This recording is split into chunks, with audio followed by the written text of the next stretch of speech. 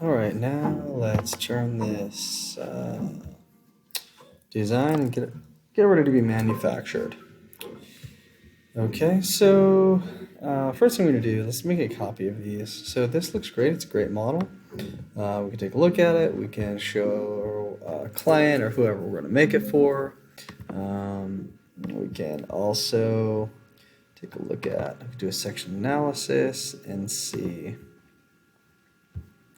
All right, so that's the side view.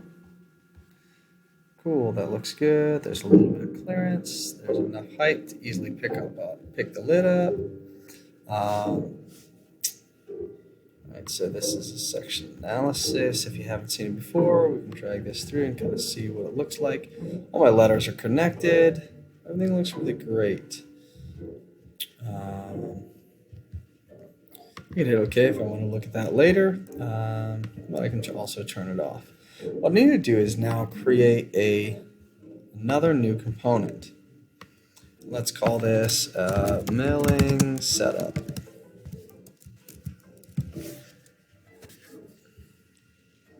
And I added it in there. Let's put it back up here. All right. So now I have my bare bottom, my bare top, and my milling setup. What I need to do is actually make a copy of those components and paste them in there and lay them all flat, because they're going to be milled from one solid component. So I'm going to right click, I'm going to say copy. I'm going to go back in here, my milling setup, I right click again, I'm going to paste. And now I was going to say, all right, well, where do you want to put it? I can put it right inside of my other one, but that might be a little bit confusing. So just to make it a little bit easier, I'm going to move it over 10 inches, and there you can see. There. I also need to copy this one, and let's copy, go back into here, and paste. Now, I don't want to put it right on top of the other one, like the other one is. Instead, since I'm going to be milling this from a 2x6 or some MDF or some other material, that material is going to be flat on the bottom. It's really important that it's flat, actually. So I can adjust this later if I need to. Let's put it right about there. Now you can see that they're not at the same height. They're at the original height. So the easiest thing to do is come in here and modify, and we're going to align these. All right, so I'm going to go from this height down to this height right here. And that's it. Let's capture that position and say, okay.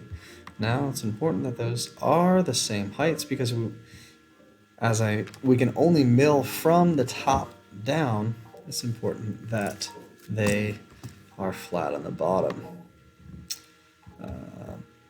It is possible to mill from both sides, but that's called a double milling, and that is some new challenges. So right now our first project is just be from the top. So we've been in this design workspace for most of the class, or all of the class. We're going to jump to something new. We're going to go into manufacture. Now in manufacture, you'll see that all of your options at the top have changed. Okay. The first thing we need to do is create a setup. All right, let's do a new setup. And for this particular project, we're going to say, hey, we are going to mill this from a 2x6. We could do 2x6. We could use 2x8, 2x10, whatever the material is. We could glue material up and make a bigger box, a smaller box. It could be made of different wood materials. And that can be a little overwhelming, so we're going to start with a 2x6. Now that's a fixed size box. That is going to be, we'll say 12 inches long. Oh, I might have to go a little bit bigger. My bear is a little bit long. And a 2x6 is 5.5 inches, but it is only 1.5 inches tall. All right, and that's centered on everything, but here it's important that my Z height is offset from the bottom and is offset a 0 amount. What that does is puts my model at the very bottom of my stock. And if you remember, we extruded our height of our box, our Trinket box, to 1.45 inches. Now it's giving me some errors here,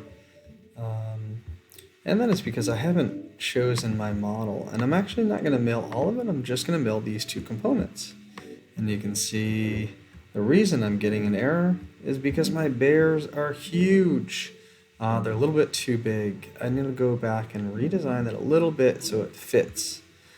Or I would need to get a bigger piece of 2x6. So I think yours are limited to a 12-inch 2x6. My model's going to be a little bit bigger. Now you can see that there are no more errors. We do have to choose a box point. And depending on what CNC mill or CNC router we use, it kind of depends on what setup we use. If we use the big machine, we'll use this point. The small machines, yeah, we'll use that point as well. Okay, so sometimes it's easier to use a closer point. Let's use this one. So this is going to make all of our X and Y positive, and we're going to zero the bed to, or 0 to the surface, the bottom surface, and so we can hit OK. So here, now we have a setup. And I'm just going to hide my other models just so they're out of the way and they're not confusing us.